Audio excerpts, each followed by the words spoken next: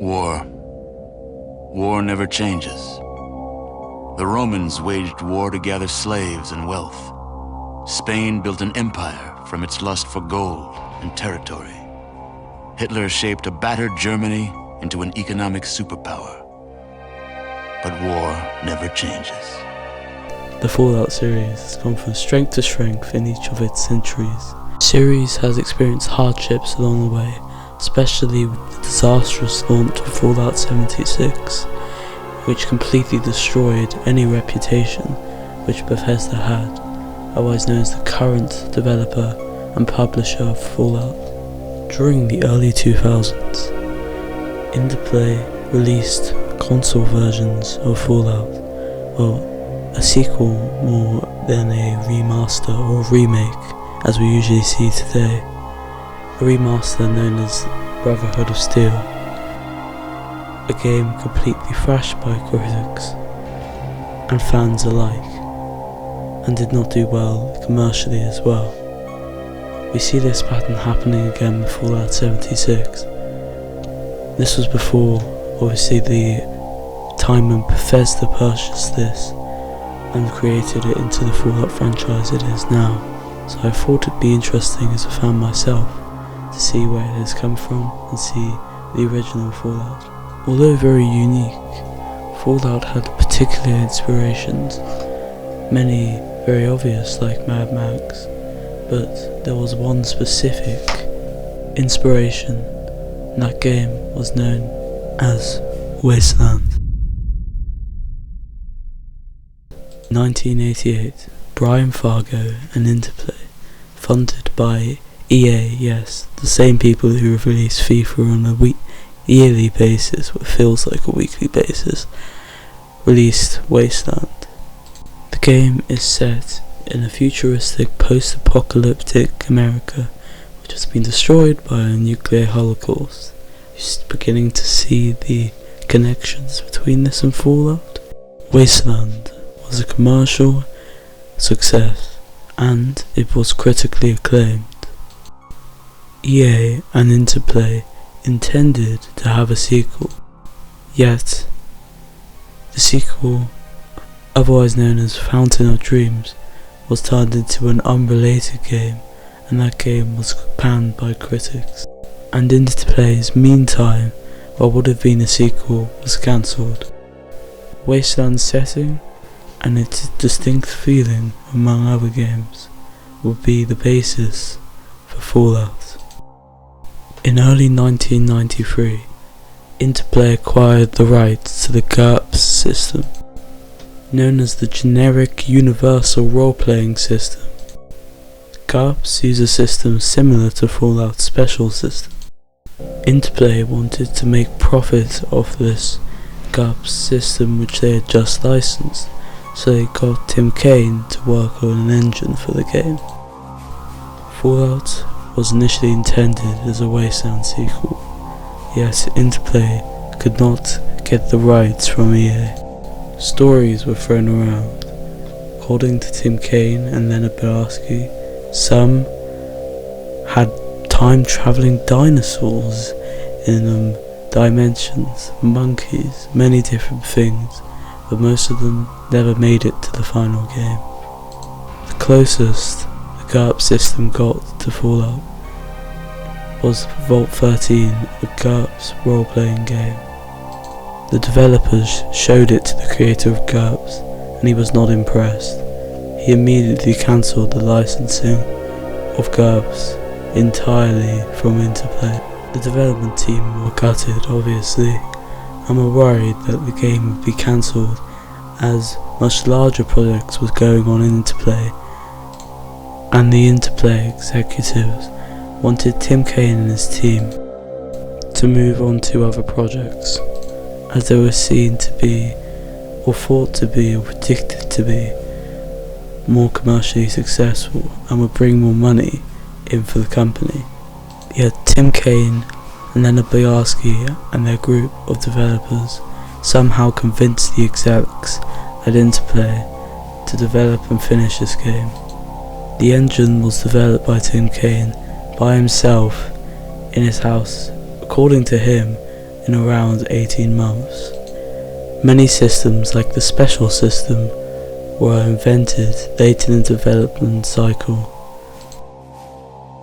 As for the special system, the stats, strength, perception, endurance, charisma, intelligence, agility and luck were all created early in the development cycle. Early in development, it was thought up over to the Asimov system, and the acronym only came in later in the development cycle. Similar to the special system, the name Fallout actually was made by Brian Fargo quite late into the development cycle.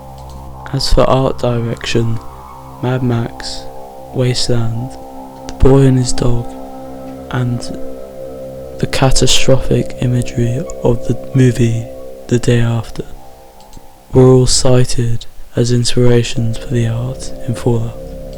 Fallout was released in 1997 to a very good critical reception, showcased by the 89 out of 100 from Metacritic. It was also a commercial success. One reporter stated that if 1997 October was to show anything, RPGs are back.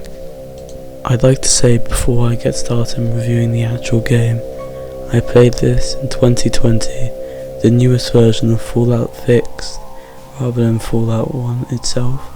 I recommend using this as it has little things like being able to scroll through inventories, things which are highlighted within the world, things which help you play the game basically, so I recommend playing on that.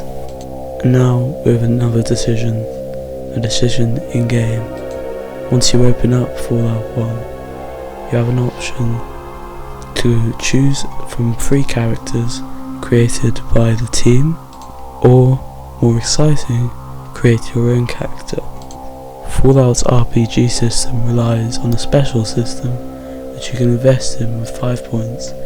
Although each special starts with 5 points, you can take off as many points you want to add to those 5 points to add on each of them, or you can put points into one of them and leave them all at 5. These affect your action points, which is very important in combat, your carry rate, and for instance your health. Also, the amount you invest in each special will attribute to the skill points. And talking about the skill points, basically they are percentage of 0 to 200%. They rely on the special, and you can invest 20% into 1, 2, 3 skill points. So basically you can invest 20% into, for instance, outdoorsman, and 20% into small guns, and 20% into melee. Then you have your traits. You can select 2 of them, and basically they have a negative one. For instance, fast shot, which is probably the best one in the game, helps you like shoot more. Basically your AP cost for each shot is reduced, but you can't aim at specific parts of the body. The year is 2061. You are a vault dweller, and your character is tasked with saving the vault. The Overseer explains that without a water ship, in 150 days, the vault will run out of water, and all its inhabitants will die. Your task is to leave the vault, go into the Wasteland, and find a water trip. Now I'd like to say, spoilers alert, if you're thinking about playing this game, it's best to play without spoilers. I'd like to say right here, right now, the biggest problems are probably the dated combat, maybe the graphics, but they aren't too much of a problem. But I really recommend this game. I'd probably give it a 7.5 out of 10. So now, onto the story.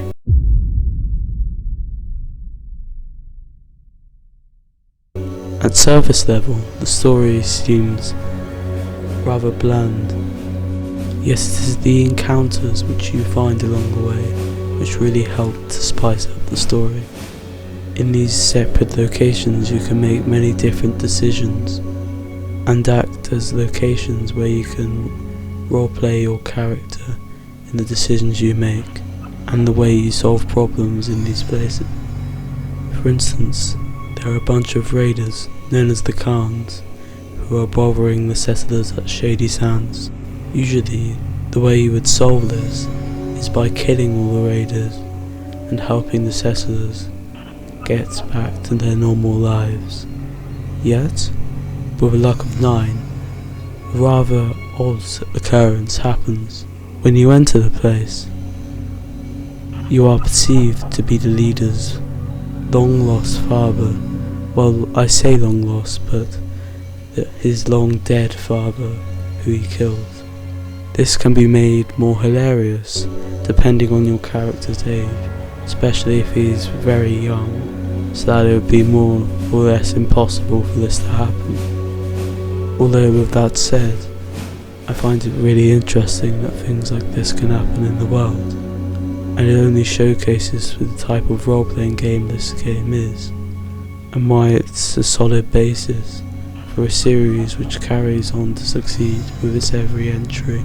I would like to now go through the story, part by part, to help you, to review the story, and for people who haven't played the game and don't mind about spoilers, to understand the story, so that I can give a full review of not only the combat, not only the mechanics, but also the story, which is a very big part of this game, and arguably is one of the best ones in a Fallout game or any game.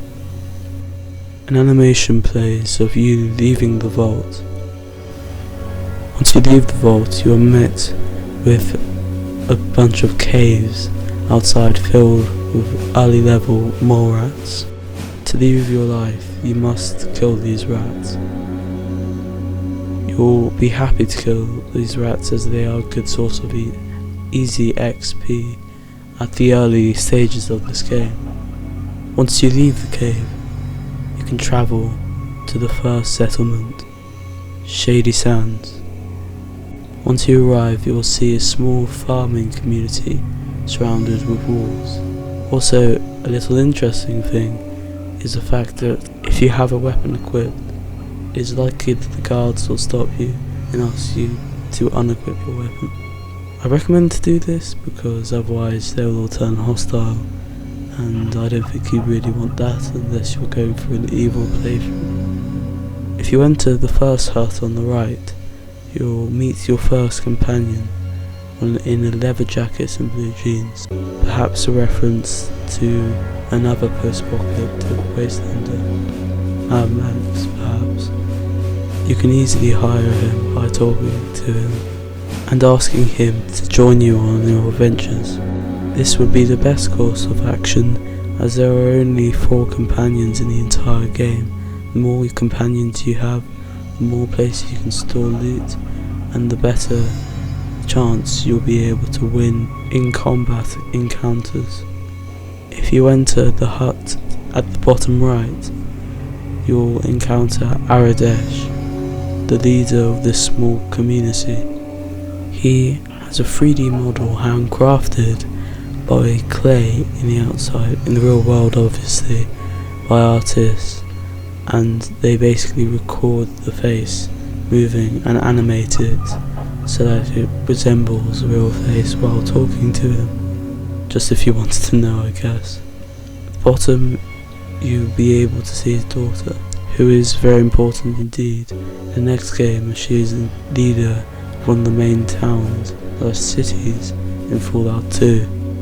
If you ask Aradesh about his situation, he talks about a Radscorp infestation and how they are attacking the village regularly. If you want to help, you can basically tell him that you want to help, basically. I mean, it's pretty obvious, but it doesn't matter. You'll probably do this for the good karma and the good reputation you'll get among the community, and because if you're role-playing as a hero, you can always go down that route. He asks you to ask the doctor and the guard, who is near the entrance, about this infestation.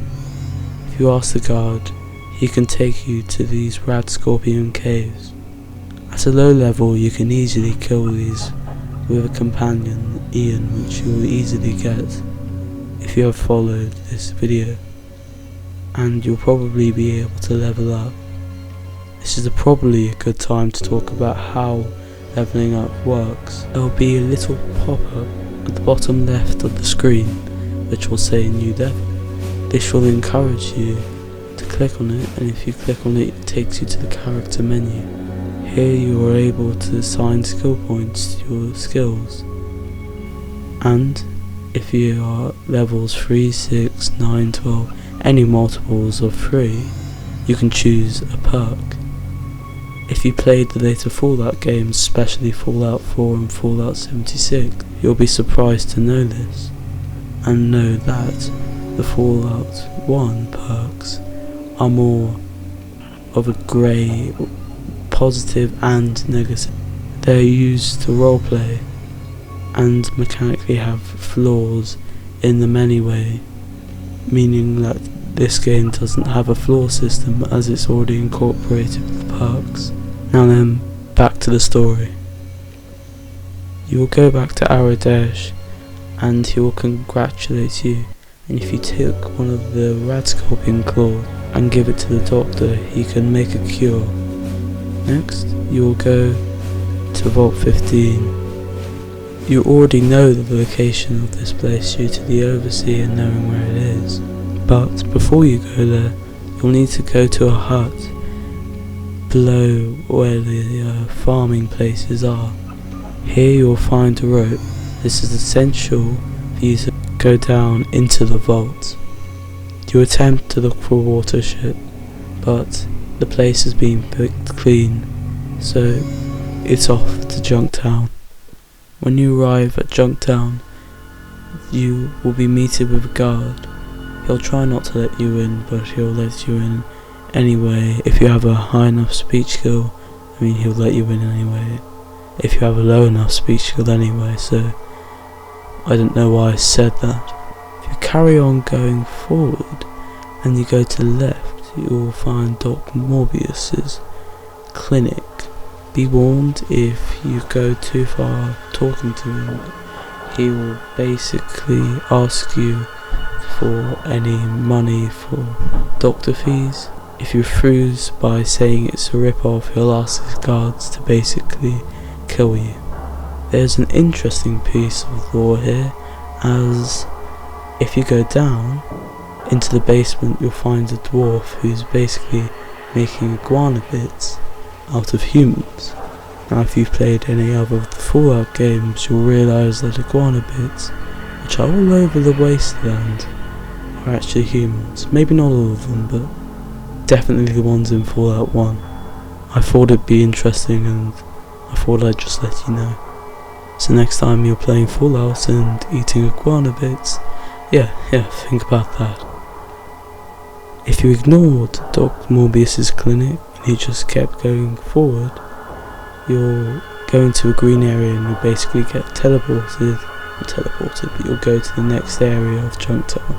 Here you'll find Killian's office. Killian is basically a law enforcer and mayor of this town. The first time you visit him, there is an attempted assassination on him. Don't worry, you don't have to help him, you can actually get the stuff off the assassin anyway, but he'll kill the assassin by himself. He knows that it's Gizmo. Gizmo is the owner of a nearby casino, which you'll enter by going into the next area north of here. If you ask him, he'll task you with bugging or either recording his confession. To the north, basically the northwest of Killian's place, you will find a hotel and you can pay for a usable bed there, if you wanted to know, I guess. But if you go north, you'll find the next area of Junktown. Immediately to your right, you'll find people trying to get into this house, yet blocked by this vicious dog. If you ask around, you'll realise that the dog's owner has been killed, and he's, still very annoyed about it. and will not move until the owner comes back. This is the problem because the owner's dead, but it can be easily solved as you can pickpocket Ian, get his outfit, his leather jacket, which is a reference to Mad Max to be exact, and if you put it on, the dog will join you in your adventures. For Fallout fans, his name is Dogmeat. If you played any of the later Fallout games, this is the original Dogmeat. Yet, don't think this is the only companion you can get here. If you go north to the bar, when it's evening/night, you'll find a wanderer there named Tycho. If you ask him and ask questions about him, you'll eventually get the option to ask him to go with you on your adventures. Just to the north of the bar, there is a place where you can fight. Be warned, if you want to bet, it's rigged, so don't bet basically. Just to your left, the massive building is Gizmo's casino. If you enter, your companion will warn you about many people losing money there. This is one of the examples of how companion dialogue can give backstory to the lore of this game and the Fallout universe. Yet no warning is enough, as you already know that you have to bug him, and he's attempting to kill the mayor of Junktown. You can solve this by either equipping a tape recorder and then asking him for jobs, and he'll basically ask you to kill Killian, or save, try to pickpocket him, and if you're me, you'll fail like 1,000 times, and then eventually you'll pickpocket him and then put the bug there, and if you succeed, basically you'll record him, go back to Killian. Either way, if you recorded it with the tape recorder or the bug, he'll give you an item from his shop, basically stim packs or leather armor, whatever you ask for basically. He asks you to go down and ask a guard in the southern section of Junktown. I recommend doing this, as if you do it, you'll basically get 580 caps for free by helping them killing Gizmo and his guard. This is easy as you have 3 companions now and guards along with you and Killian, so you outnumber the guards there and you'll get some free loot and XP. Yet that's not the only way to completing this mission. If you go to the casino before meeting Killian, then you are tasked to kill Killian. This is more profitable, yet obviously more evil. Along with your companions you have garnered along your ways, you can kill Killian and his guards and receive 1,500 caps, around that, and Gizmo will rule Junktown. According to early drafts of the story, if you sided with Gizmo, basically the evil side, Junktown will be more happy and will have a better economy, as it wouldn't have the same trading restrictions which Killian put on trade. This could be a great way to twist events, but in the end they kept with good being better the people and evil being worse. I suppose it's a better route, but I would have liked it if you could explore and ask merchants how the trade was going, and perhaps you could garner from that perhaps Killian is limiting trade and strangling the economy of Junktown. Yet it's nothing too bad, nothing to frown at, as it's still a great introduction to choice in the Fallout games. If you ask any of the guards, Killian, anyone in Junktown, they'll talk about the hub. Obviously they do not have a water chip in Junktown, and if you ask for a water chip, they'll refer you to the centre of Fallout. The mantelpiece, the fallout, wands, Wasteland, the place where traders, citizens and thieves alike gather, known as the hub. Once you enter the hub, you will see on either side merchant caravans. As I said earlier, the hub is a centerpiece for merchants who trade food and water to keep settlements around the hub still alive. Without these merchants, a lot of these settlements would not exist. Once you go down to the south of where you begin, you'll meet the deputy.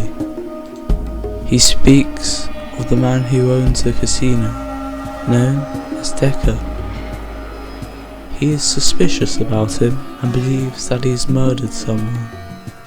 He wants to arrest him, but his sheriff will not allow him until there is enough evidence for his accusation. Jesus Christ, I can't say anything today. He asks you for a kind of side quest to basically look for clues about if Decker killed someone. You will enter the centre of the hub by going south into a little green area, and you basically move the camera down and load in the centre of the hub. On the immediate left there is the merchant's place. Basically you can ask to help with protecting the merchants wherever they go. This is a fast track way to know where the Brotherhood of Steel is and get their quest going to the globe, but I wouldn't recommend doing it yet because you'll need a lot of Radex and stuff like that to resist the radiation in there. As in actual fact it's just a way to get people who want to join the Brotherhood, just basically get rid of them. So they send him on this mission. So basically anyone who wants to join the Brotherhood yeets them over to this glow place and then they die of radiation. So I would not recommend going there just yet. Hold off on that. So yeah, just to the immediate south of the merchant's place you'll see the Maltese Falcon. Basically it's a casino, and there's a really easy way to get a lot of money out of it if you've got gambling over 50, so basically 51, and if you want to save time basically just go to 60 and just hold down 1 and 4. You can basically keep gambling and your cap's number will go up. You could treat this as a kind of cheat code as they did in 90s games, but we'd probably treat it as an exploit or a bug, but yeah, probably break some immersion if you had 5 billion caps.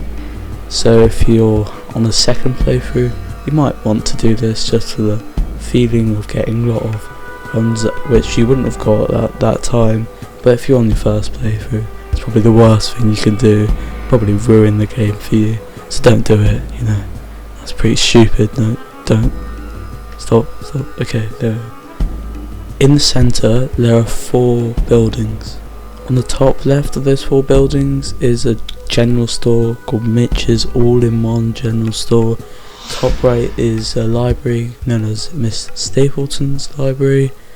Then you got Lorenzo's Friendly Lending Company, which is probably not so friendly because it's the Wasteland. No one's lending you anything probably. I mean, I thought I'd just let you know I'm pretty cool. His name's Lorenzo. My name's Larry. Pretty cool, man. I'll shut up, don't I? And on the bottom right of those 4 buildings, you've got a gun shop known as Beth's Gun Shop.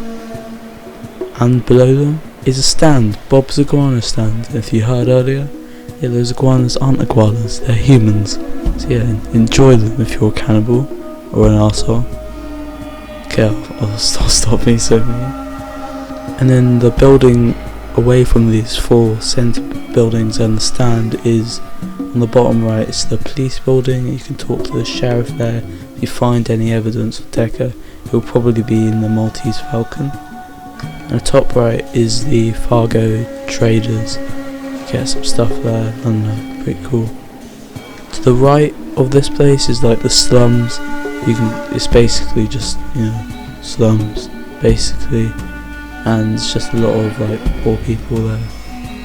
I'm not being mean, I swear, I'm sorry, but there's not much there except like a gun shop, which is apparently like a really good gun shop, because once you enter, Ian says it's pretty cool gun shop, so it's the best one there. And the owner also says that other than the Brotherhood of Steel, it's the best weapon supplier in the Wasteland. So if you want to get anything cool, flamethrowers, energy weapons, without going to the Brotherhood of Steel, basically in the early game, because you'll probably have to go to the Brotherhood of Steel if you want to kill the master, the antagonist, then go here and get some pretty sick guns.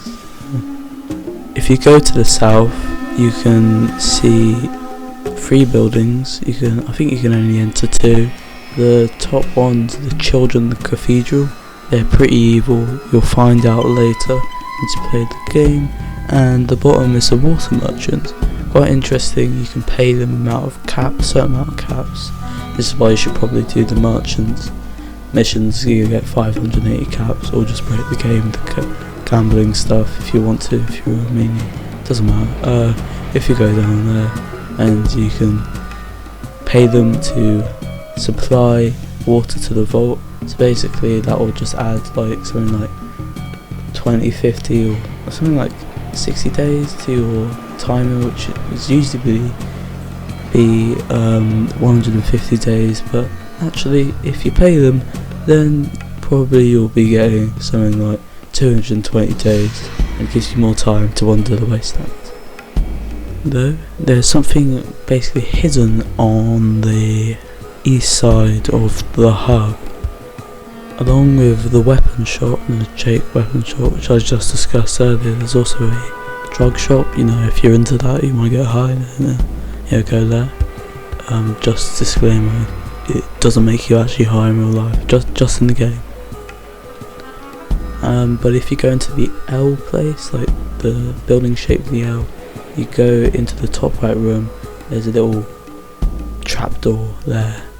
If you go there, basically takes you underground, and if you avoid all the traps, you'll find the Thieves' Circle. I know if you're into, Skyrim, sneaking around, being a cheat and, stealing stuff, I'm pretty sure this will speak to you as well. So yeah, I actually played Daggerfall just before this, and I was part of the Thieves Guild, so also join the Thieves Circle. You have to do a mission, basically you have to just steal some kind of like garment or something for the circle to gain their trust. I don't know, pretty cool, I thought. So yeah, I thought I'd let you know. If you go to the west of the L-shaped building, you'll find 2 rooms, and on the left is Harold.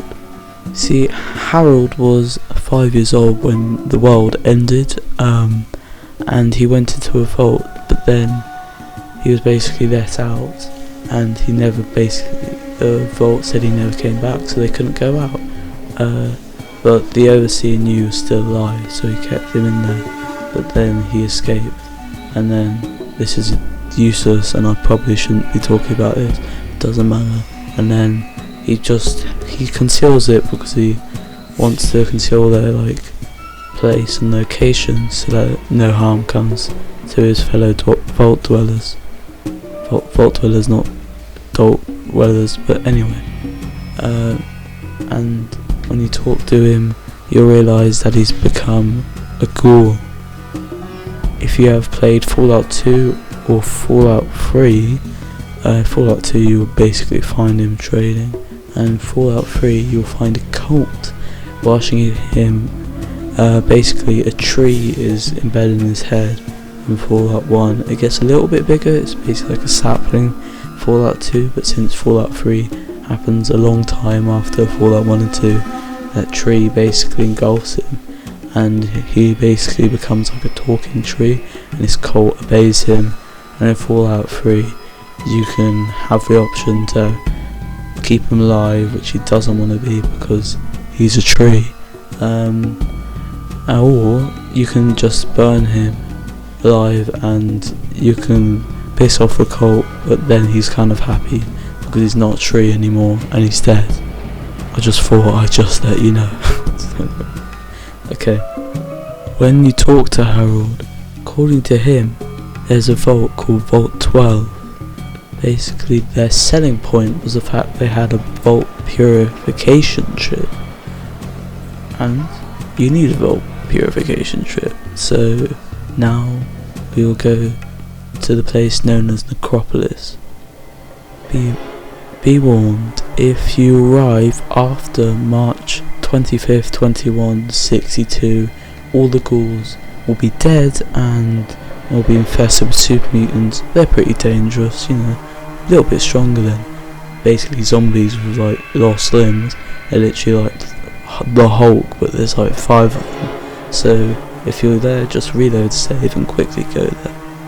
Once you've done that, or if you've already gone there before March 25th, you'll realise that this place has been infested with ghouls.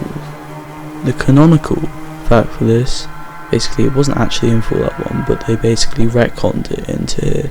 It's the fact that Vault 12 was actually there to test the experiments of radiation, and so they left the door a little bit open, and that's why everyone's a ghoul. Once you enter the place, you'll find a group of ghouls surrounding a manhole for like the sewers, and if you kill those ghouls, most of them aren't hostile, so you can go into the building on your left and loot that place. There's some nice loot there, some dynamite, some stim packs, and then you go back into that manhole, into the sewers. If you keep going along to your left in the sewers and go up, you'll find a group of 3 ghouls. If you hover your mouse over the first ghoul to the south, it will say that he's nervous looking, yet he has authority. While some might be hostile, these ghouls are more peaceful and you'll be able to talk to them. If you carry along these tunnels, you'll eventually get to a ladder, and if you climb up it, you can go, you basically go into the centre of Necropolis. Don't worry, because nothing's really that hostile here. None of the ghouls are, you can just walk past them, it's all fine and good. You'll see a large super mutant leaning on a lamppost, and right next to him is a manhole to the sewers, and that is the entrance to the place where you get the repair parts for the water pump. And just if you want to know, his name's Larry, so yeah, like and subscribe please. So if you get the repair parts, you can go back up to where you are, or where you were, and you can go to the building up on the north. Don't know what omp means, but whatever. And you get stopped by this guy, not called the Hulk, he's a super mutant, what the hell. You can talk to him, and if you've got high enough speech, you can tell him you're a ghoul, which doesn't make sense because you're not a ghoul. Just tell him you're a ghoul, because you don't want to be fighting 3 Hulks, including Larry. You don't want to kill Larry, okay? Don't kill Larry. So when you tell him a ghoul, when you tell him you're a ghoul, Jesus Christ, I can't speak, and then you walk past them, and then you go to the water pump. It's basically like the top right of the right room with like pumps in them, and if you've got a high enough repair skill, if you got a high enough repair skill and you also have the parts, basically you equip the parts as a weapon, click use, and then it will come up as like a yellow cursor, and you just highlight the water pump, and then you probably like repair the water pump, and then yeah. But you're not done yet. You need to get a water chip. That's what you're here for. Fuck's sake, I mean, come on, do you not have the brain? Alright. So you go down to the bottom right room, like basically just the bottom right room, right? It's not too hard, like grow a brain. Okay. And then like there's like a ghoul in one of the cells. You can let me out if you want. If you want to feel good about yourself. I don't think any consequences will happen if you leave quick enough.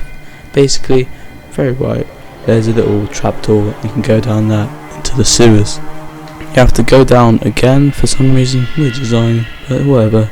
You just go down one time again, and basically you'll find yourself at Vault 12. There'll be 2 hostile ghouls guarding the front just to kill them. I mean, who cares? I mean, they're ghouls and they're not even real. Doesn't matter. But you can't convince them to anything, so don't feel bad because they're hostile in the first place. Once you enter, basically, if you go to the elevator little room, and you can go in there, basically walk in there, and you choose the 3rd level, which is like the lowest level, and then you can walk past the ghouls because they're all good, you know, they're chill, probably high on drugs. I don't know how ghouls work, Jesus Christ. And then you go past them, you can get the water chip, and if you repair the pump, it's all fine, nothing will happen. If you haven't repaired the pump, I'm pretty sure I'll get pretty pissed because they won't have any water left. But if you're not wanting to be evil, if you want to be good, I'd recommend repairing the pump because you'll get like 1000 XP points. I mean, man, you don't want 1000 XP points? I mean, come on. And then you just like take the water chip and then leave. Next, venture back to your Vault 13. Once you've entered Vault 13, you get some stuff there. Pretty cool loot. You could go back there early in the game. Once you've left there, you can just return. You can talk to people there. There's interesting stuff like there's a water thief, and if you wait until the night, you can like find out who the water thief is. But that's not why you're here, right? So basically, just find the overseer who's actually sitting this like really weird like thing, which you'll see again because the antagonist actually has that as well, but doesn't matter, that's for later. And the overseer will thank you for having the water ship.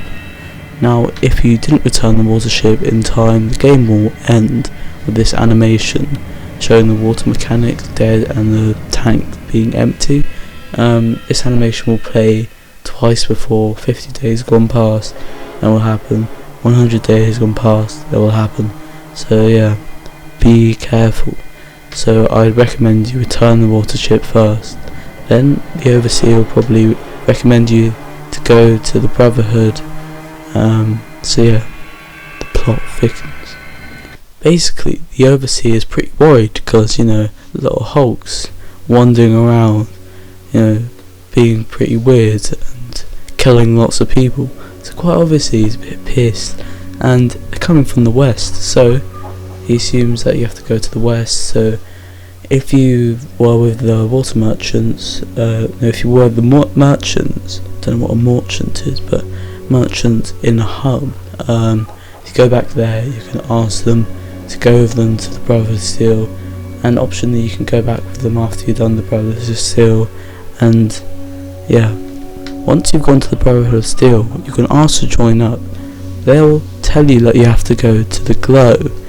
Now you have to get a lot of Radaway for this, because the Glow is as ominous as it oh my fucking god, doesn't matter. Okay, it's ominous. Okay, it's scary because it's pretty radioactive. That's why it's called the Glow. Also, don't forget you need a rope. Right? Don't go there and forget a rope. That's what I did, and I lost like 40 minutes of progress. I had to go back. It's really annoying. Don't do the same. Okay, get a bloody rope. Don't be stupid like me. Once you're in there, just retrieve what the Brotherhood asks you for, and then basically you just can go back, get yourself over to the Brotherhood. Yet, before you go back to the Brotherhood Seal, you'll discover something rather intriguing in the Glow. You realise that the FEV virus actually originated there and has escaped since. If you don't know, this is actually the original virus for things like the Centaurs. They're bloody scary. If you played Fallout 3 and Fallout New Vegas, they're like seriously scary. Basically, there's like these abominations, like 8 legs or something, like a spider motherfucker, and then got like 2 heads and massive tongues. It's not okay. I am scared. And then they also create the super mutants, in other words the Hulk, and that includes Larry, though he's actually me in 150 years. Actually, I hope he's not, but it doesn't matter. And also, it also created the Master, the antagonist of this Fallout game. Also, it created mutant hounds. If you wanted to know that those are the really annoying creatures in Fallout 4 who kill you every time in survival. It's really annoying. It doesn't matter. Let's move on. So then, back to the story, and now to the Brotherhood of Steel in the Lost Hills. If you don't know, this is the beginning of the Brotherhood in the series, and if you've played the later Fallout games where literally the Brotherhood is in every Fallout game, because Bethesda are about as imaginative as a dead duck, but doesn't matter, let's not talk about that. You'll be happy to know and interested to know that in Fallout, the Brotherhood of Steel came and originated from here, which is pretty impressive, to be honest, because they ended up being on the East Coast. So yeah, just of interest if you want to know, there it is. Yeah. Later you'll be able to find some super mutants guarding a place known as the Mariposa military base. They're pretty tough, so you'll be likely to tell the Brotherhood of Steel about your discovery, as they'll help you. So yeah, I'd probably do that. If you're siding with the Master, on the other hand, you'll probably like to talk to the children of the cathedral and join them. And basically, if you talk to the guy at Necropolis as well, the super mutant, who you told is a ghoul, and you ask to talk to his boss, you'll probably get a fast track way to beating the Master himself. If you join the Master, he'll basically turn you into a super mutant. So yeah, it's not a good idea, but it's an interesting way to go, perhaps on your second playthrough. There'll be animation which plays at the end, where basically there's this ominous scene where your protagonist is dipped into like this goo and he turns into a super mutant. It's quite interesting, quite advanced for 1998. 1997 actually. I mean, it's pretty cool. And also, something will play where all the inhabitants of Vault 13 will get massacred by these super mutants, which I always thought was a bit strange. But well, yeah. But I thought, wouldn't it be better if they actually used them for the super mutants? Because if you wanted to know out of interest, super mutants with low radiation levels actually turn into the Night King, or basically super mutants who can talk, have intelligence. You find in Fallout 2 Jacob, I think that's what he's called. He's also in Fallout New Vegas, leader of a town, and basically, like, they're people with high intelligence. I would have thought they used the Vault 13 inhabitants to make them the leaders of like the super mutants, but perhaps the Master isn't that clever. Also, the Night King go invisible when you attack them. Just try and avoid them. They're like the most annoying of all, and it's just annoying. Okay, so just don't bother them, just walk away. Alright, so if you go back to the Brotherhood, there's also a power armor in there. If you want to get power armor, basically you have to have a repair of 60. It's not too hard to get, and just use the skill index, click on repair and repair that power armor. Also, I think this is a good idea, because if you complete a mission for someone there, they'll ask you, what do you want? One of them might be a power armor, but it's better to get the power armor for 60 repair and get an energy weapon from the guy. So that may help you in the endgame areas. To the south, you'll find the LA Junkyard. I advise going here maybe just after Necropolis, perhaps, because if you go to the Aditum library, then you'll be able to find your fourth and final companion. It basically will help you on your journey. So I think we'll carry on the story now. If you go to the Mariposa military base, you can easily destroy what remains of the vat of goo, which basically contain the FEV, and as I said earlier, the mutants only turn into mutants because they are dipped into these vats. Just out of interest, if you wanted to know, the master was actually a vault dweller. He was actually expelled from his vault for murder, and he teamed up with Harold. So if you talk with Harold in the hub, he'll basically give you this information.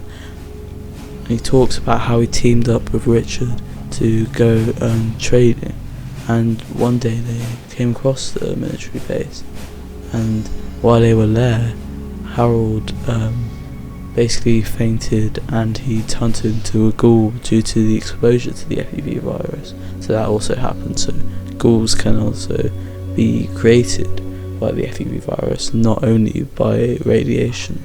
And Rich was basically knocked into the FEV vats, and doesn't look so good now. For better for worse, he basically started testing people into these vats, so basically people who are merchants and going on trades. So this is why you were hired by the merchants to guard these trading routes, because they believed that there were monsters who were kidnapping, actually killing them, or they believed they were being killed, but actually they were just the mutants kidnapping humans and turning them into mutants. You'll be able to destroy the vat, and then you'll have to go back to the hub, to the Children of the Cathedral. Here you'll have to go to basically the back of the cathedral, get a key card from this guy, and basically go upstairs, use that key card on the door, kill all the Night King. This is the way you can't avoid them. They're really annoying, but they shouldn't be too hard to spot. Basically just move your mouse around until you see a percentage next to the red dot. Once you've killed all of them, you'll be able to get a keycard off Morpheus. Now, just a note of warning, basically the two keycards look really similar, Now, I don't know if it was just being a big dum-dum, or just, I was probably just being really dumb, but they look really similar, so don't get stuck here while exploring. Don't try to use both the keycards. If one's not working, then try to use the other, because they look really similar. Once you open the door, you'll be able to go downstairs. Here you'll encounter the master himself. He'll ask you to join you, and this is where you'll be able to join basically, and you can either reply with a yes, and you'll find that animation where it's the end of the game and you're a mutant and everyone in your vault's being killed, yay. Or a nice little hidden thing, if you have high speech, and if you go to the Brotherhood, you can ask them. They basically are examining a mutant they found, and they've realised that they actually can't conceive any more mutants. So basically, the master, the master's a really good villain because he believes what he's doing right. He's probably the best antagonist in nearly any video game, maybe with the exception of Handsome Jack maybe, but other than that, basically he believes that mutants are our next form of evolution. Now, if you give him this information, he'll stand down himself and actually kill himself, because all the work he's done is actually wrong, and he understands that it's not the right way to go, and that mutants aren't the next step of evolution. On the other hand, you can just go into a combat with him, and basically you'll kill him. If you are in a combat encounter with him, basically he brings in super mutants, but they're pretty easy to fight off at this stage of the game, and when you flee, the cathedral will blow up behind you. You will then receive a slideshow showing the consequences of the actions that you have done. It's pretty cool. If you played the recent game, The Outer Worlds, you'll realise that also has a slideshow, and all the other Fallouts after this game have a slideshow.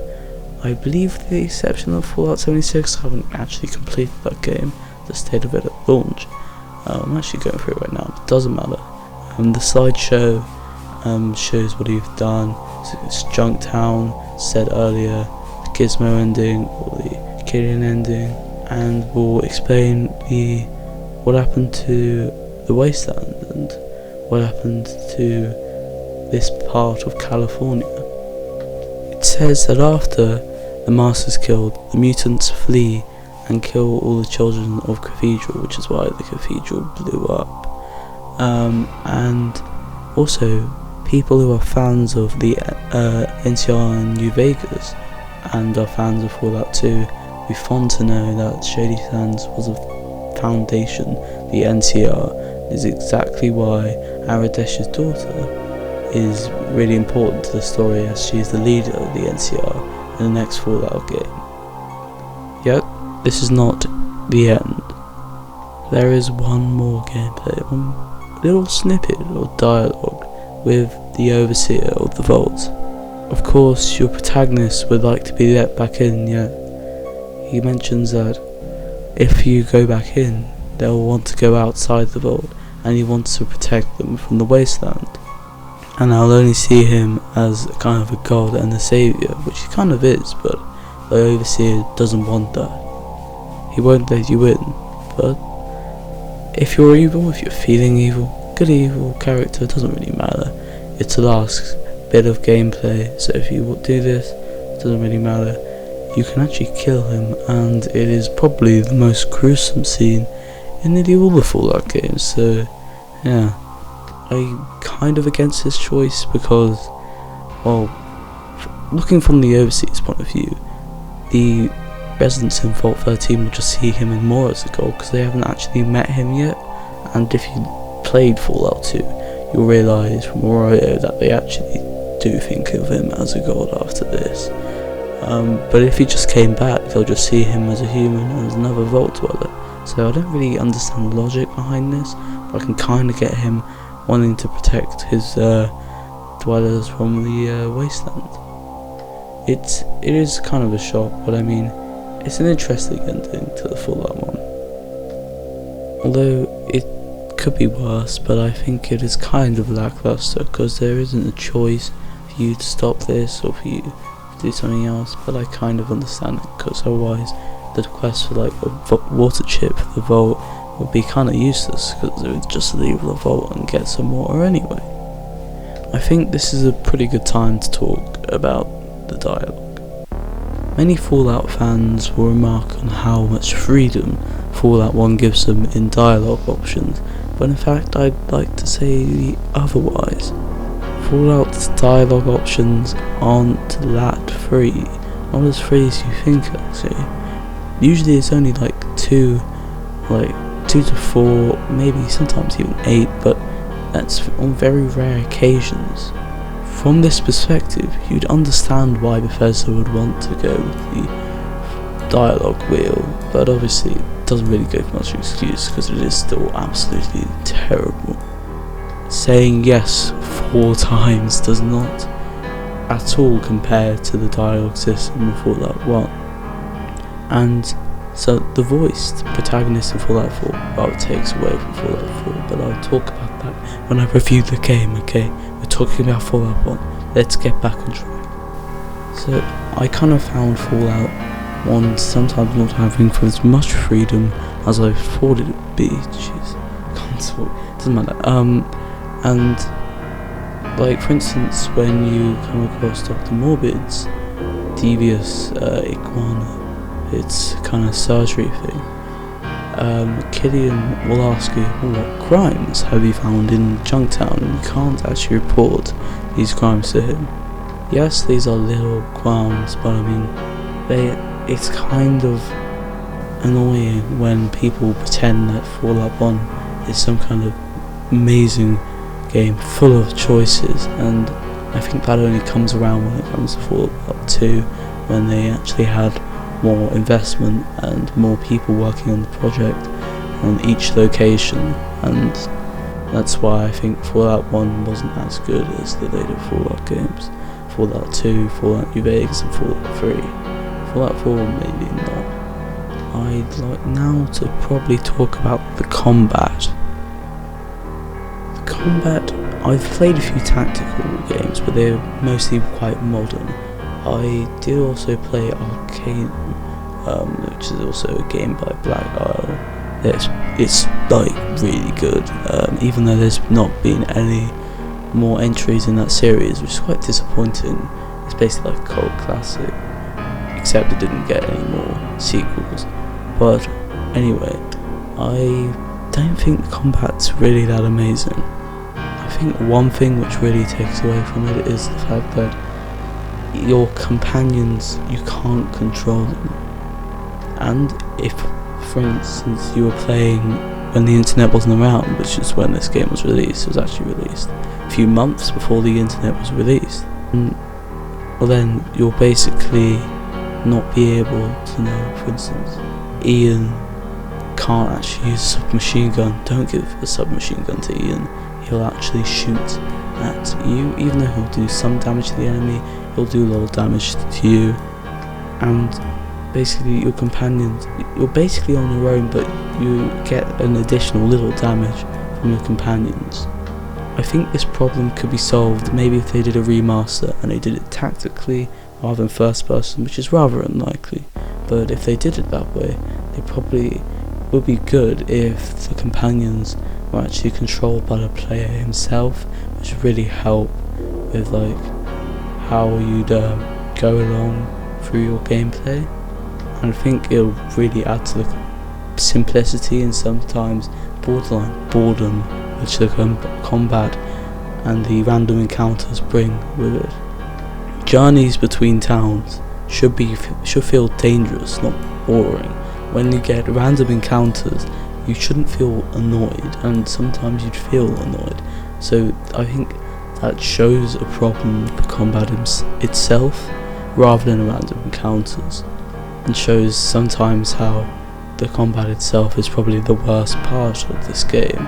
Although that's not something which is to be frowned at, because this game is pretty darn good. I mean, the story is like a fetch quest with this magical MacGuffin, but it isn't a fetch quest all the way along. The antagonist is probably one of the best in the game I've played, as I said earlier, and his reasons aren't that he's just a bad guy, he's just being mean, just for being the sake of being mean. But no, they're actually thought out, and he's like a good antagonist, the hero of his own story. I think it's also how this also shows how good the story is, the mystery of the super mutants and things like that, how it's handled. I think it's really good, and I think other games, the future Fallout games, should definitely look at this story and see that it's quite good, and the antagonist should definitely be looked at. The future Fallout games after the Fallout 76 disaster. I played this game in 2020. I did not play it before, and looking at the graphics, they aren't all that bad. A lot of the graphics don't age too badly due to the fact the way you look at it. It's an isometric view, not exactly isometric, something like a little off isometric, but I don't care, alright? I'm reviewing the game, I'm not making up new words, alright? So, I think the graphics still stand up to this day, and although they can be a bit weird at times, they're not too bad, and they won't distract you from playing the game, even now with the amazing graphics we get in the games we play these days. You also might think, well, what about the people they handcrafted with models? Well, they're not too bad actually. I don't find them particularly distracting. Sometimes when they talk, it seemed pretty animatronic, but the thing is they kind of are in real life anyway, so you kind of understand that. So I don't think it's too much of a problem. I think it's not too distracting. Sometimes it's actually quite good, and it's quite far beyond what any other game achieved at that time. For instance, Daggerfall, which I've been playing a lot, I won't shut up about, but when you talk to people in that game, it's just like a picture, and you wouldn't usually get people, animated in games at that time. So I think that's pretty good improvement on games at that time. So I'd like to wrap this up with a conclusion.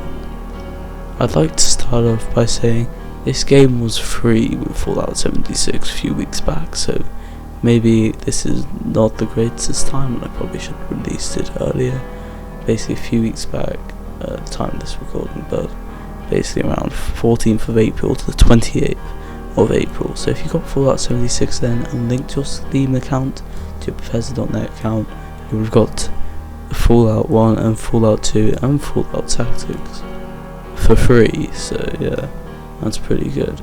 But even with the £8 price tag, I don't think that's too much of a rip-off. It isn't a rip-off, it's a pretty damn good price.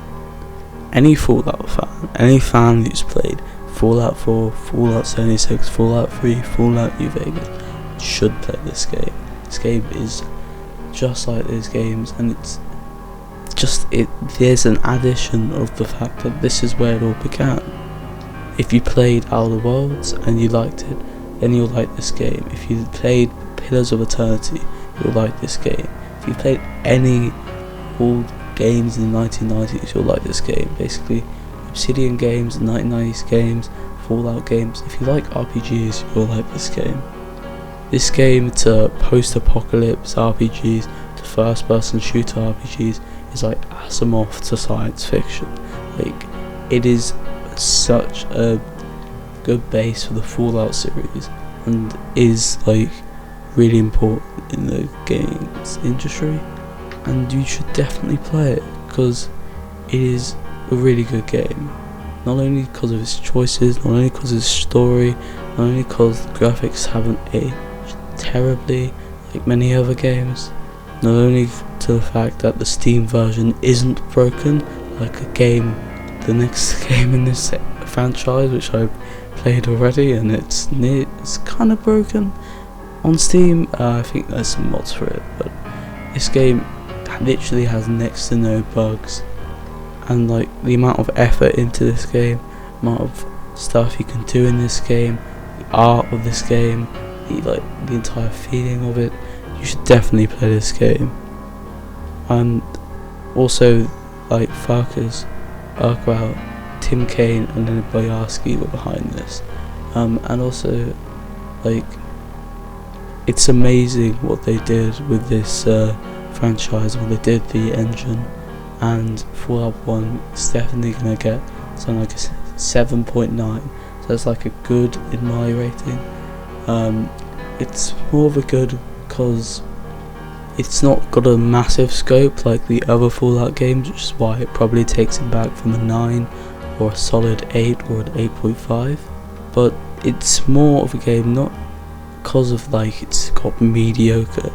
This game is not at all mediocre. It's more with its up and downs.